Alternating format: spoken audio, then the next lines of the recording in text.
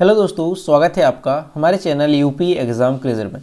दोस्तों, आज के वीडियो में हम 2 नवंबर से संबंधित यूपी के सभी कॉम्पिटिटिव एग्जाम्स के लिए मोस्ट इंपॉर्टेंट करंट अफेयर के क्वेश्चंस को डिस्कस करेंगे और हर एक क्वेश्चन से रिलेटेड आपको फैक्ट भी बताएंगे। और वीडियो के अंत में हम आपसे एक क्वेश्चन भी पूछेंगे जिसका जवाब आपको कमेंट बॉक्स में देना है। और अगर आपको इसकी PDF डाउनलोड करनी है तो इसकी PDF आप हमारे टेलीग्राम ग्रुप से डाउनलोड कर सकते हैं। टेलीग्राम ग्रुप की लिंक आपको वीडियो के डिस्क्रिप्शन में मिल जाएगी। तो चलिए शुरू करते हैं। वीडियो स्टार्ट करने से पहले हम 2022 में जो नोबेल पुरस्कार प्रदान किए गए हैं इनको रिवाइज करते हैं। तो चिकित्सा के क्षेत्र में नोबेल पुरस्कार किसको दिया गया? तो स्वाते पेबो को।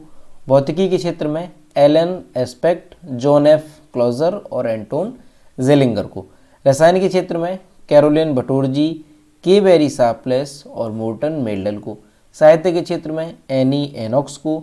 शांति के क्षेत्र में तो LS बालियात्स्की और रूसी मानवाधिकार संगठन है मेमोरियल, और इसके अलावा यूक्रेनी मानवाधिकार संगठन है सेंटर फॉर सिविल लिबर्टीज। तो ये शांति के क्षेत्र में। अर्थशास्त्र के क्षेत्र में तो Ben S बर्नानके, Douglas W diamond और फिलिप H डायवाबिक। तो ये हो गया अर्थशास्त्र के क्षेत्र में। तो सभी आप अच्छे से याद रखेंगे, चिकित्सा, साहित्य, ठीक है, ये सारे के सारे आपको अच्छे से याद रखने हैं। कई बार एग्जाम में क्वेश्चन नोबेल पुरस्कार से पूछे जाते हैं। चलिए अब शुरू करते हैं करंट अफेयर्स का सेशन। तो आज का सेशन शुरू करने से पहले हम कल के क्वेश्चंस का रिवीजन करेंगे। कल का पहला क्वेश्चन है, उत्तर प्रदेश के रानीपुर वाइल्ड सेंचुरी को केंद्र सरकार ने देश के 53वें टाइगर रिजर्व का दर्जा दिया है। इसकी स्थापना कब हुई थी? 1977 में। ऑप्शन नंबर C इसका करेक्ट होगा। अगला है, भारतीय सर्वेक्षण विभाग ने उत्तर प्रदेश के किस जिले में बनी रॉक पेंटिंग्स को सुरक्षित धरोहर घोषित करने का निर्णय लिया है? ऑप्शन नंबर यहाँ पे D करेक्ट होगा, आगरा में। दोस्तों, उत्तर प्रदेश करंट अफेयर की लास्ट 8 मंथ की अगर आपको PDF ई बुक डाउनलोड करनी है तो इसकी लिंक आपको वीडियो के डिस्क्रिप्शन में मिल जाएगी। वहाँ से आप इसकी PDF ई बुक डाउनलोड कर सकते हैं। और अगर इसे डाउनलोड करने में कोई प्रॉब्लम होती है तो साइट पर आपको WhatsApp नंबर और ईमेल मिल जाएगा जिस पर आप कॉन्टैक्ट कर सकते हैं। अगला क्वेश्चन है, कौन सा राज्य देश में शीर्ष एथेनॉल उत्पादक बनने के लिए तैयार है? तो यूपी। अगला क्वेश्चन है, ब्राजील के नए राष्ट्रपति के रूप में किसे चुना गया? तो लुइस इनासियो लूला डा सिल्वा, ये ब्राजील के नए राष्ट्रपति बने हैं। नाम याद रखना है, अगर केवल ये आ जाता है लूला डा सिल्वा तब भी इन्हीं का नाम होगा, याद रखेंगे। अगला है, फीफा अंडर 17 महिला विश्व कप 2022 खिताब किसने जीता है? तो ये जीता है स्पेन ने। ऑप्शन नंबर 20 का करेक्ट होगा। अगला है, हाल ही में खेलो इंडिया वेटलिफ्टिंग मीट में 3 नए राष्ट्रीय रिकॉर्ड किसने बनाए? तो ये बनाए हैं आकांक्षा व्यवहारारी ने। अगला है, किन 2 देशों की एयरफोर्स के बीच संयुक्त युद्धाभ्यास गरुण 7 शुरू किया गया? इसका जो करेक्ट आंसर है वो है ऑप्शन नंबर A, भारत और फ्रांस के बीच। अगला है, किस देश के राष्ट्रपति ने देश में बनी पहली घरेलू कार को पेश किया? तो ऑप्शन नंबर D करेक्ट होगा, तुर्की ने। अगला है, भारतीय परमाणु कार्यक्रम के जनक के रूप में किसे जाना जाता है? तो होमी जहांगीर भाभा को भारतीय परमाणु कार्यक्रम के जनक के रूप में जाना जाता है। तो दोस्तों, ये कल के क्वेश्चंस थे जिसका हमने रिवीजन किया। अब हम शुरू करते हैं आज का सेशन। आज का पहला क्वेश्चन है, हाल ही में किसने यूपी पुलिस की प्रतीक चिन्ह का अनावरण किया? ऑप्शन नंबर A करेक्ट होगा, यूपी के DGP देवेंद्र सिंह चौहान ने। दोस्तों, उत्तर प्रदेश के जो पुलिस महानिदेशक हैं यानी कि DGP हैं देवेंद्र सिंह चौहान, तो इन्होंने मंगलवार यानी कि 1 नवंबर 2022 को राज्य पुलिस के प्रतीक चिन्ह का अनावरण किया। अब ये जो प्रतीक चिन्ह होगा ये पुलिस डिपार्टमेंट में सिपाही से लेकर के DGP तक ये अपनी वर्दी पे पहनेंगे इसको, ठीक है। ये चिन्ह DGP से लेकर के सिपाही तक सभी के वर्दी पर ये चिन्ह होगा। पुलिस की भाषा में प्रतीक चिन्ह को इंसिग्निया कहा जाता है, ठीक है, इस बात को याद रखेंगे। ये जो चिन्ह है प्रतीक चिन्ह, इसे इंसिग्निया कहा जाता है। प्रतीक चिन्ह को यूपी पुलिस नियम 1986 के अध्याय 1 के तहत प्रस्तावित किया गया है। इसके तहत पुलिस महानिदेशक को वर्दी के पैटर्न को निर्धारित करने का अधिकार है और पुलिस जो महानिदेशक है उन्होंने ही ये जो प्रतीक चिन्ह है इसका अनावरण किया है। यूपी पुलिस का ध्येय वाक्य क्या है? तो सुरक्षा आपकी संकल्प हमारा, ये यूपी पुलिस का ध्येय वाक्य है। तो याद रखेंगे यहाँ से कि यूपी पुलिस में अभी जो DGP हैं यूपी के देवेंद्र सिंह चौहान, उन्होंने राज्य पुलिस के लिए एक प्रतीक चिन्ह का अनावरण किया। अब दोस्तों, कौन सा प्रतीक चिन्ह है? तो ये यहाँ पर आप जो इमेज देख रहे हैं ये प्रतीक चिन्ह होगा और ये पुलिस डिपार्टमेंट में उत्तर प्रदेश में सिपाही से लेकर के डीजीपी तक के रैंक के जो अधिकारी हैं सभी की वर्दी में रहेगा। ठीक, तो ये चिन्ह यूपी पुलिस का है जो अभी जो है अनावरण इसका किया गया। अगला क्वेश्चन है, हाल ही में किए गए सर्वे के अनुसार उत्तर प्रदेश में गंगा नदी में कितनी डॉल्फिन होने का अनुमान लगाया गया? ऑप्शन नंबर ए करेक्ट होगा 600। यूपी में गंगा नदी के जल की गुणवत्ता में हो रहे सुधारों के सकारात्मक नतीजे सामने आने लगे। प्रदूषण के कारण गंगा नदी में पहले क्या था कि डॉल्फिन ये गायब हो रही थी, इनकी जो संख्या है वो बहुत तेजी से घट रही थी, लेकिन अभी क्या है जो डॉल्फिन है इनकी संख्या बढ़ने लगी है। मौजूदा समय में अगर देखा जाए प्रदेश में गंगा में कितनी डॉल्फिन है तो 600 डॉल्फिन होने का अनुमान लगाया गया है। तो याद रखेंगे यहाँ से कि यूपी में जो गंगा नदी है तो गंगा नदी में कितनी डॉल्फिन होने का अनुमान लगाया गया है तो 600 डॉल्फिन होने का अनुमान लगाया गया। अगला है, उत्तर भारत का पहला डाटा सेंटर किस राज्य में स्थापित किया गया? ऑप्शन नंबर इसका बी करेक्ट होगा, उत्तर प्रदेश में। दोस्तों, उत्तर प्रदेश के जो मुख्यमंत्री हैं योगी आदित्यनाथ, उन्होंने उत्तर भारत के पहले hyperscale data centre Yotta D1 ये डेटा सेंटर का नाम है, तो इसका जो है उद्घाटन किया है। ये जो डेटा सेंटर है, डेटा सेंटर पार्क है, ये कहाँ पे स्थापित हुआ है तो यूपी के ग्रेटर नोएडा में 5000 करोड़ रुपए की लागत से तैयार किया गया है। और ये जो डेटा सेंटर है ये 3 लाख वर्ग फुट क्षेत्रफल में फैला हुआ है। तो दोस्तों ये मोस्ट इंपॉर्टेंट रहेगा, इसको अच्छे से याद रखेंगे कि उत्तर भारत का पहला hyper scale data centre park जो है ये कहाँ पर बनकर के तैयार हुआ तो हमारे उत्तर प्रदेश में बनकर के तैयार हुआ है ग्रेटर नोएडा में। ठीक है, अब दोस्तों डेटा सेंटर पार्क है तो डेटा सेंटर पार्क का क्या काम रहेगा, क्यों इसको बनाया गया? दरअसल दोस्तों क्या है कि किसी भी तरह का जो डेटा है, जो सारा डेटा होता है उसको सुरक्षित रखने के लिए इस डेटा सेंटर पार्क को बनाया गया। अभी तक क्या था कि हमारे देश की अगर हम बात करते हैं तो हमारे देश में बहुत ही कम मात्रा में जो डेटा है उसको संरक्षित किया जा सकता है, और जो डेटा है उसके लिए हमें दूसरे देश पर भी निर्भर रहना पड़ता है।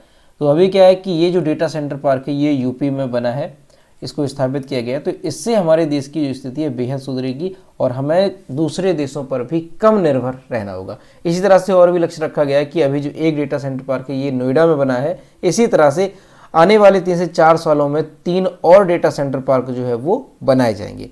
तो ये चीज़ आप याद रखेंगे, किसी भी तरह का जो डेटा है वो अब सुरक्षित रखा जा सकेगा अपने देश में ही। तो ये डेटा सेंटर पार्क कहाँ पे बना है? ये बना है हमारे यूपी के नोएडा में, और नाम याद रखेंगे Yotta D1। Yotta D1 data centre park का ये नाम है। और दोस्तों यहाँ से एक बात और अच्छे से याद रखेंगे कि ये जो है उत्तर प्रदेश का पहला डेटा सेंटर पार्क होगा। ठीक है, याद रखेंगे। अगर पूछा जाता है कि उत्तर प्रदेश का पहला डेटा सेंटर पार्क कहाँ पे बना तो ये नोएडा में ही बना, योटा D1 ये यूपी का पहला डेटा सेंटर पार्क है। इस बात को याद रखेंगे अच्छे से, यूपी का पहला डेटा सेंटर पार्क है। और हालांकि देश में अगर देखा जाए तो और भी कई स्थानों पर डेटा सेंटर पार्क हैं, जैसे मुंबई है, चेन्नई है, हैदराबाद है, तो इस तरह के डेटा सेंटर पार्क हमारे इंडिया में और भी कई सारे हैं। तो इसे याद रखेंगे, योटा D1 को नोएडा में बना है। अगला क्वेश्चन है, निम्नलिखित में से किसे राष्ट्रीय स्मारक घोषित किया गया? ऑप्शन नंबर यहाँ पे डी करेक्ट होगा, मानगढ़ धाम को। प्रधानमंत्री नरेंद्र मोदी ने राजस्थान के बांसवाड़ा जिले में मानगढ़ धाम को राष्ट्रीय स्मारक घोषित किया।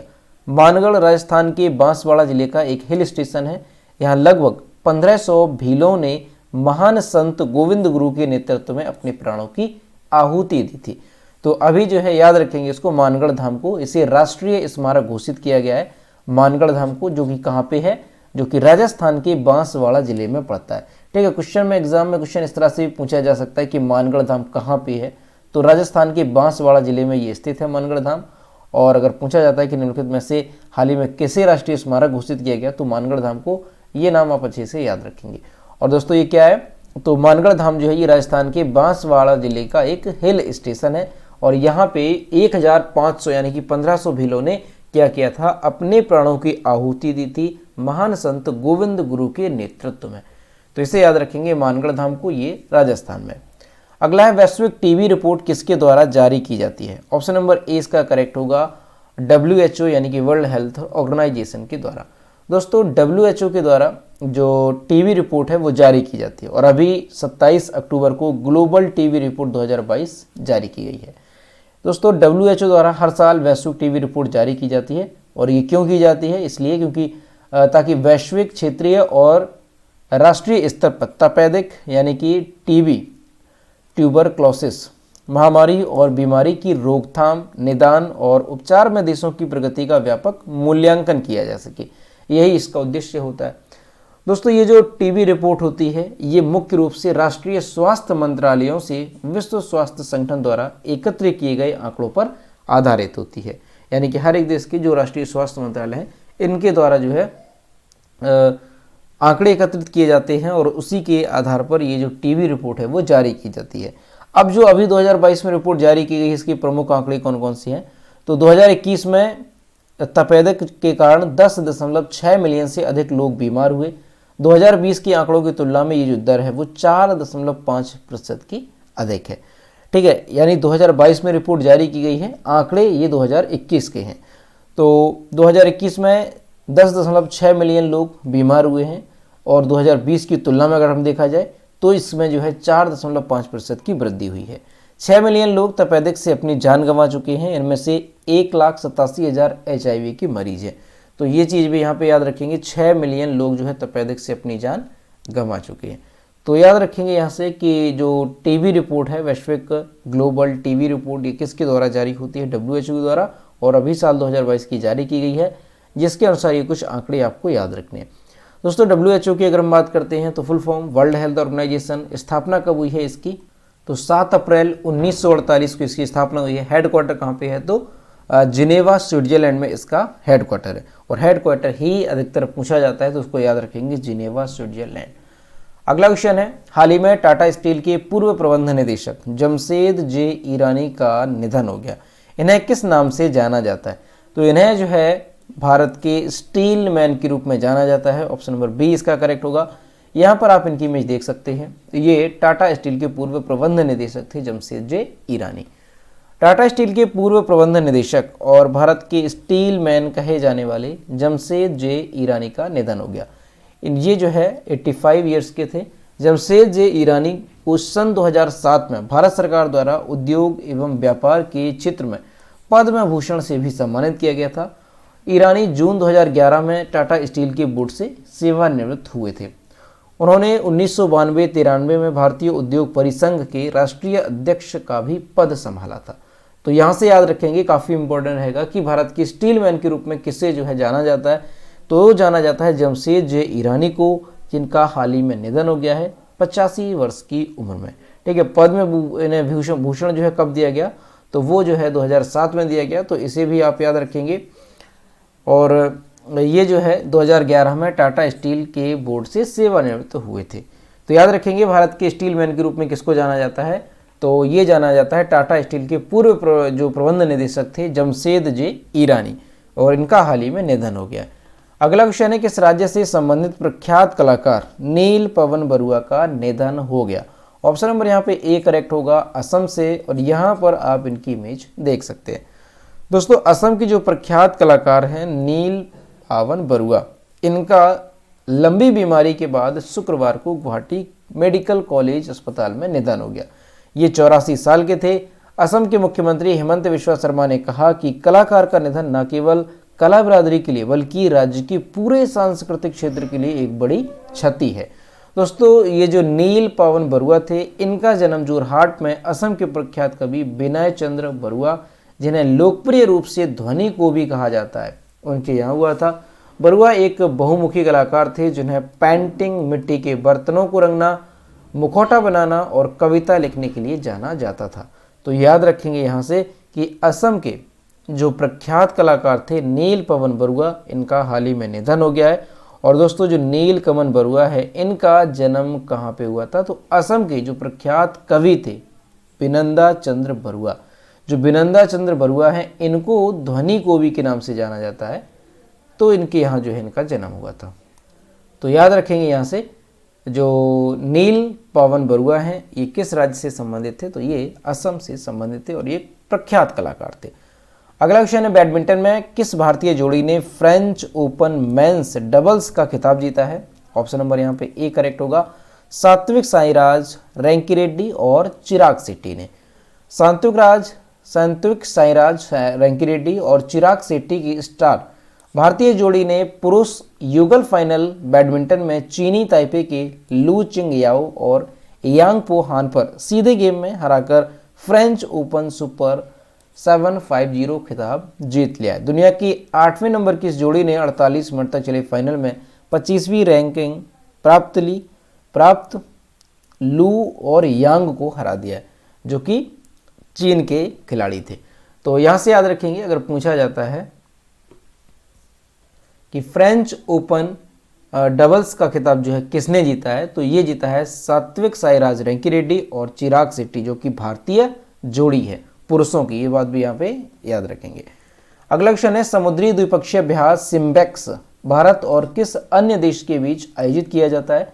तो ऑप्शन नंबर यहाँ पे करेक्ट होगा बी, सिंगापुर के साथ।